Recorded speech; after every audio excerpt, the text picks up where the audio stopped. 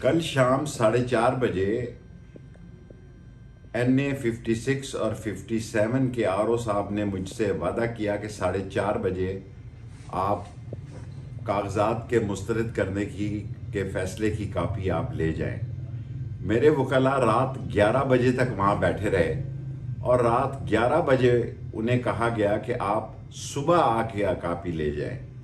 لیکن آج صبح ابھی تک انہوں نے دفتر ہی نہیں کھولا۔ میں زندگی میں پہلی دفعہ راجہ سلطان سکندر صاحب سے یہ کہنا چاہتا ہوں، میں نے کبھی زندگی میں راجہ سلطان سکندر سے درخواست نہیں کی کہ یہ ناانصافی ہے،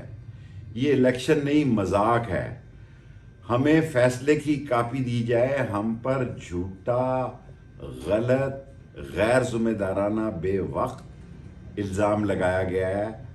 ہم ہائی کورٹ جانا چاہتے ہیں، ہمیں اس کی کاپی درکار ہے۔ برائے مہربانی آپ RO صاحب کو ہدایت کریں